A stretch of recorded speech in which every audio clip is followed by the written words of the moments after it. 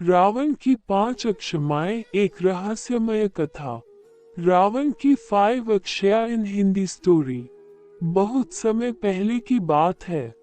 त्रेता युग में रावण केवल लंका का राजा ही नहीं था, बल्कि एक महान तपस्वी, विद्वान और अजेय योद्धा भी था।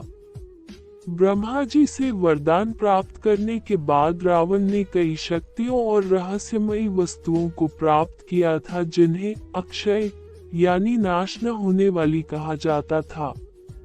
यही 5 अक्षमाएं उसे अजेय बनाती थीं। ये रही रावण की 5 अक्षमाओं की कथा। 1. चंद्रकांत मणि, शरीर अमरता की मणि। रावण ने कैलाश पर्वत के तप से एक ऐसी मणि प्राप्त की थी जो उसके शरीर को भौतिक मृत्यु से बचाती थी। इस मणि के कारण कोई भी सामान्य अस्त्र शस्त्र उसे मार नहीं सकता था।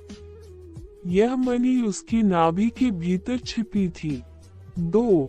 अक्षम धनुष, कभी न टूटने वाला धनुष। देवताओं से युद्ध में रावण ने एक दिव्य धनुष प्राप्त किया था, जिसे विश्वकर्मा ने बनाया था। ये धनुष इतना शक्तिशाली था कि इसका एक तीर हजारों सैनिकों को नष्ट कर सकता था और यह कभी नहीं टूटता था। 3. मायावी रथ, अखंड गति वाला रथ। रावण का रथ हवा में उड़ सकता था और किसी भी दिशा में बिजली की गति से जा सकता था। ये रथ कभी रुकता नहीं था, न थकता था और युद्ध में अजेयता प्रदान करता था। 4. अमर शस्त्रागार, कभी खाली न होने वाला शस्त्र भंडार। रावण ने यमलोक से तपस्या कर एक वरदान पाया था कि उसके पास एक ऐसा शस्त्रागार होगा जो कभी खाली नहीं होगा। जब भी वह किसी शस्त्र की कल्पना करता, वह तत्काल उसके हाथ में आ जाता। 5. आत्म माया विद्या, स्वरूप बदलने की शक्ति। रावण को ब्रह्मा जी से ऐसी विद्या प्राप्त थी जिससे वह अपनी शक्ल, रूप और स्वरूप किसी भी समय बदल सकता था। इसी विद्या से उसने साधु का रूप लेकर सीता हरण किया।